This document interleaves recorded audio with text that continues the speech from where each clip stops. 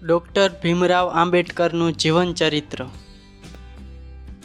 Doctor Bhimrao આંબેડકરનો જન્મ 14 April 1891ના રોજ મહુ મધ્યપ્રદેશમાં થયો હતો. તેમનું બાળપણનું નામ ભીવા હતું. તેમના પિતાનું નામ રામજી માલોજી સંકપાલ અને માતાનું નામ ભીમાબાઈ મુરબાડકર હતું. તે તેના માતા પિતાનો છેલ્લો અને 14મો સંતાન હતો. આંબેડકરના પિતા કબીરપંથી હતા. તેથી મહાર જાતિના હોવાને કારણે બાબા સાહેબ સાથે બાળપણથી જ ભેદભાવ થવા લાગ્યો. તેમણે પ્રાથમિક શિક્ષણ મેળવવામાં પણ મુશ્કેલી પડતી હતી. પરંતુ આ બધું હોવા છતાં આંબેડકરે ઉચ્ચ શિક્ષણ મેળવ્યું અને દેશના પ્રથમ કાયદા પ્રધાન બન્યા. ભીમરાવ આંબેડકરનું પ્રારંભિક શિક્ષણ સતારામાં થયું હતું. તેમણે 1907માં 10મું ધોરણ પાસ કર્યું.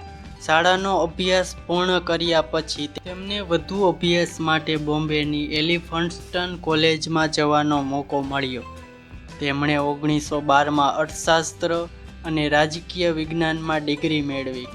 1916માં તેમણે અમેરિકાની કોલંબિયા યુનિવર્સિટીમાંથી PhDની ડિગ્રી પણ મેળવી હતી.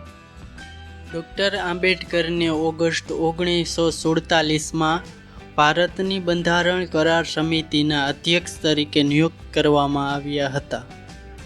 તેમણે બંધારણ ઘડવામાં 2 વર્ષ, 11 મહિના અને 17 દિવસનો સમય લાગ્યો હતો. 1952માં તેઓ રાજ્યસભામાં નિયુક્ત થયા અને બાબા સાહેબ તેમના મૃત્યુ સુધી આ ગૃહના સભ્ય રહ્યા. ડૉક્ટર ભીમરાવ આંબેડકરે પણ ઘણા પુસ્તકો લખ્યા હતા. તેમણે લખેલું છેલ્લું પુસ્તક the Buddha and his Dhamma હતું.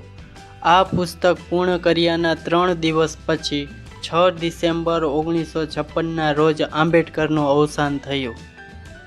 ડૉક્ટર ભીમરાવ આંબેડકરે શિક્ષક, અધિકારી, સમાજસેવક, પત્રકાર, રાજકારણી, બંધારણ ઘડવૈયા, તત્વચિંતક, વિચારક, વક્તા વગેરે સ્વરૂપે સમાજ અને દેશની સેવા કરીને અનોખી છાપ છોડી.